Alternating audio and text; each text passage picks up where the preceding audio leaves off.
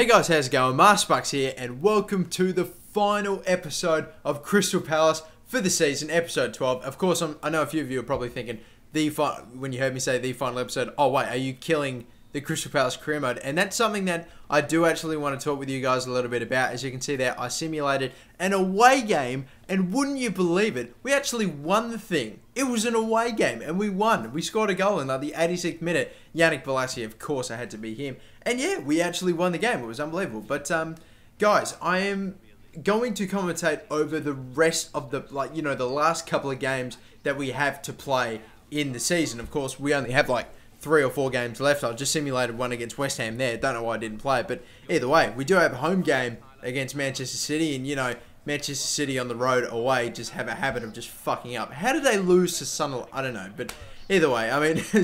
only that team manages to do that. But anyway, moving on. Lose to Sunderland? Anyway, moving on. We have got a game against Manchester City, and we are in the latter stages of the season with only a couple of games left to go. And look, Kebe, with all the space in the world, just has to take a good touch. Joe Hart comes out and makes a very good save, and then they're out again. So, yeah, unfortunately, we could have been 1-0 up there, but unfortunately not to be past Fernandinho. A beautiful little stop that, like, it was, for a second, I thought I was playing against a legendary because it was, like, actually that good a move, and it just read the play beautifully. But anyway, Yannick Bolasie, with really no sort of, like, no one's around him, he just ran into the box, had a shot, and Joe Hart actually managed to make a save, but Campagna was not going to stop, there was no stopping him, just on the rebound, putting it in, and we actually scored. And look, on the 45th minute, going in halftime, Jonathan Williams tried an attempt and got bloody close to that top left-hand corner, but unfortunately couldn't steer it in. But still, no complaints from me. 1-0, and at the end of the game as well, this is it. This is the end of the game. There was nothing. Absolutely shit second half. Not a single highlight, and we just skipped it. And yeah, going straight from a game against Manchester City to a game against Liverpool, still at home, thank God. But I mean, Jesus Christ, did Crystal Palace have a tough run for a team that's probably going to be set for relegation. I mean, this is one of the worst teams possible to actually have like a tough run to like the end of the season anyway. But a game against Manchester City and now a game against bloody Liverpool. But anyway, yeah, you can see Kebe there trying to use his strength on Sissoko, does use it and fell to Jesse Rodriguez in the air, chested it, and then had an attempt on the half volley, and it looked beautiful, and it was a really sort of quick movement. And Jesse Rodriguez, like that sort of movement, gets me really, really excited. And when he does through balls like that, and when Kebe fucks it up, it doesn't make me super... It doesn't excite me. It doesn't get me aroused. But like Jesse Rodriguez has done more than a few things in this game to really get me excited. And look at this, Kebe. It's again another rebound, go off the post. He's there to put it in, and like the passing was literally brilliant. I mean, pressure, turned the ball over, and then literally pass, got the ball, passed it, first touch pass, first touch attempt on goal, which hit the post, and then Kebe put it in the back of the net. It was a beautiful goal against Liverpool. And look at this, a red card for Skirtle. And I went back and had a look at it, and really it was, I guess there's a bit of a tug of the shirt going on there, but I mean, nothing surely to have given a red card. I mean, some red cards in this game, they're just ridiculous. But either way, Campana, he really is sort of our free kick taker. Unfortunately, couldn't get it on target that time, couldn't put us 2-0 up. But it's still very early in the game. Another very good tackle. Jesse Rodriguez not making the best of touches, but a beautiful finish. And that's the most important thing, isn't it? In the 38th minute, 2-0 up against Liverpool. And look, more pressure. It's Jonathan Dos Santos this time actually running past Johnson, but actually still somehow managing to get the ball back. And now Williams, now deep into stoppage time. A wonderful through ball into Dos Santos. And then the finish... with his left foot, actually. I thought surely you'd take that on with your right, but no, he tried it with his left, and he somehow managed to sneak it in the net. And we go into halftime 3-0 up against Liverpool. I have no idea either. I seriously, it's ridiculous. I don't know if maybe losing Skirtle was a big thing, because we did score 2 goals after that red card, but I mean, it's ridiculous. And maybe a 4th! Kebe on the half volley, kind of nearly like sort of kicks Simon Mignolet just in the face, spikes up, but... would have hurt, but unfortunately not to be. Try to make a tackle there, still somehow didn't, unfortunately somehow managed to make the tackle, but either way, good save from my keeper, and then that was the time. 3-0 victory against Liverpool. They are 10 men short. We didn't score any goals in that second half, but we are having a very strong end to the season against strong opposition. So this is fantastic. And to make it even better, Jonathan Parr's back. And really, that's not too much better, I mean, but still, it's good because he's a starting 11 player. But anyway, we've got a game against Fulham. And this, ladies and gentlemen, will be the last game of the season. And as you can see there, what am I trying to say? As you can see there, as we look at the ladder, we are 10th. Southampton are 11th.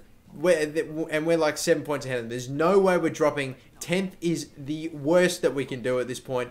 But we can still possibly finish 9th. So if Everton lose their game, which, wouldn't you believe it, they're actually playing against Hull City, as you can see there. So we have to count away. So maybe that's something. We need Hull City to beat Everton. Hull City are probably, I don't know if they won that game, they would not be relegated, but they're probably going to get relegated this season. We're playing Fulham away as well. All we have to do is just play Fulham. We just have to try to beat them. We need to get a win, and we just have to hope. We just have to hope against hope that somehow Hull fucking City Tigers, yes, the Hull City Tigers, because that's what they are. I am pissing off a lot of people right now, but the Hull City team, whatever, have to somehow beat Everton, which I do not see happening, but I'm still going to try to play this game, and I'm still going to try to win it. It's in the rain just to make it that much more miserable, but either way, I mean, like the chances against us, and it's raining, I mean, that's beautiful, but still, I'll tell you what's beautiful, that through ball into Yannick Bolasie. Maybe a shot on the cards, yes, hits the side netting, unfortunately, tried to steer it in near post OP, but not near post enough in this game, and second bet doesn't have to worry, but still a through ball, which was, I mean, a cross, should I say, that was fantastic.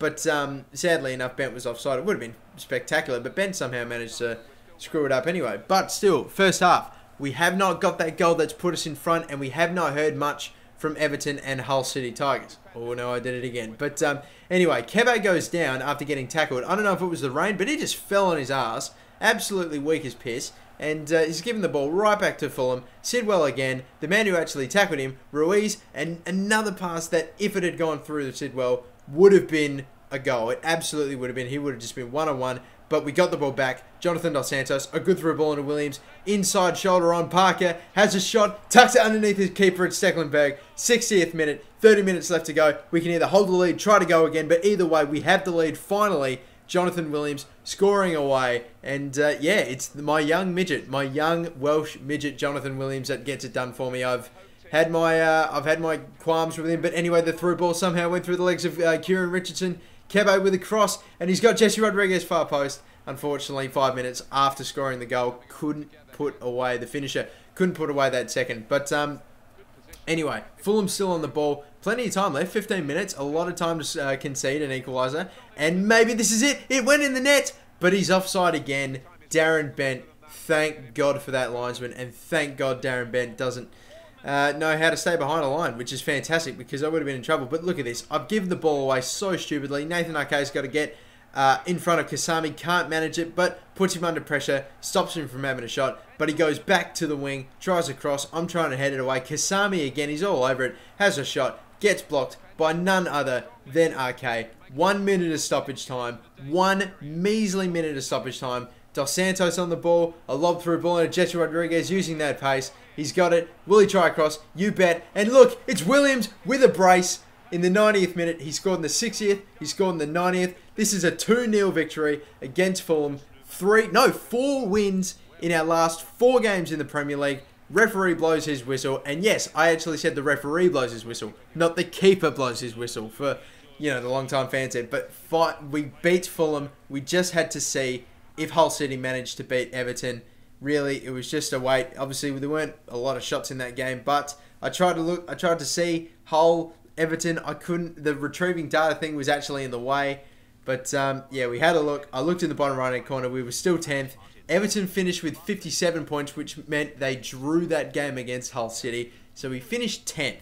We still finished in the top 10. So that's fine by me. I don't know how much extra cash we would have got if we had finished 9th, or if we had gotten any special cup treatment or whatever. But no, I doubted it very much. Either way, we finished 10th, which would be absolutely, like, if Crystal Palace would have finished 10th in real life now, I mean, that would just be outstanding for them. That would be absolutely ecstatic with them. But look, it turns out Hull City didn't actually, looks like Hull City didn't get relegated. They're still in. Stoke City, Cardiff, and West Ham were the ones that got relegated.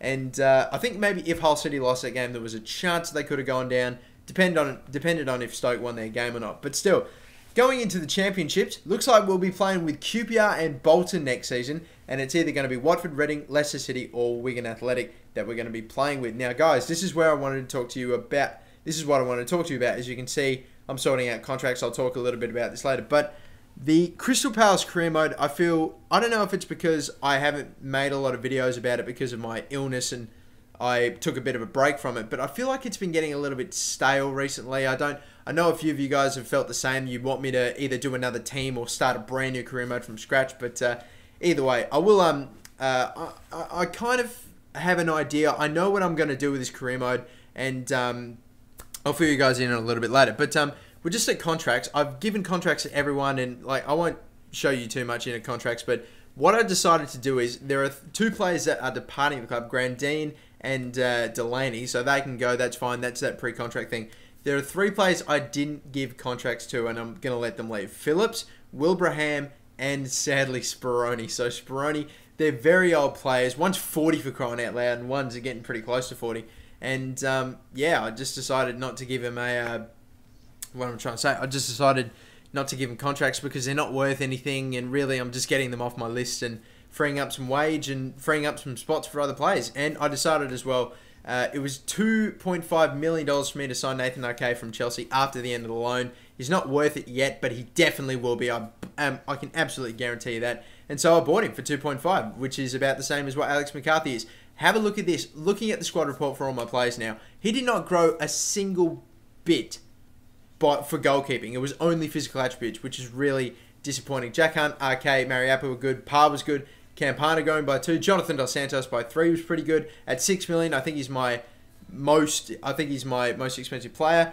Jesse Rodriguez didn't grow by anything, which is understandable. He was only here for half a season. Yannick Bolasie growing by a fair bit, obviously when you have such a good season. Jonathan Williams, my young Welsh midget, sadly, a very young Welsh midget, sadly only grew by like around about 2. So I wasn't really happy with that. I would have hoped he'd grown a little bit more. And then as we're getting down, of course, a little bit toward the reserves and to the older players, and obviously didn't grow by much and haven't really been affected too much, apart from the guys that just didn't get any games at all. Julian Speroni there, you can see he was only worth a couple $100,000. So, I mean, why keep him? Really, he's just not really worth anything. He's not going to be, if I sell him, he's not really going to give me anything. Yeah, he's just not really going to give me anything. But anyway, I'm ending this season, guys. We're going into the second season. I'm going to continue with Crystal Palace. I know maybe it may seem it's getting a little bit dull. Hopefully, if I start spitting out I start giving you more videos, hopefully you'll get more into it. But what I've decided to do is when next gen comes out, and so long as I don't have any troubles capturing on my Xbox One when I eventually get it, so long as I don't have any problems capturing, I am going to start a brand new career mode when I get next gen FIFA 14. So yeah, but until then, guys, it's in about a week or 2 anyway. So, but until then, guys, I'm going to continue on with Crystal Palace on current gen FIFA, and we'll see how we go. I'm just going to keep going with Crystal Palace, take it as far as I can in the short amount of time I have, and then next gen FIFA hits, and I'm going to start a brand new career mode, and I know that you guys are going to love it. But still, thank you for watching the first season. We'll continue on with the second soon. Let's hit your target, which for today is 1,500 likes. I know you guys will hit that easy. And yeah, thanks for watching, guys. Like, subscribe, follow me on Twitter. The link is in the description below. That's it for me, guys. Thank you for watching. I'm your Game in the MasterBucks, and peace out. Bye-bye.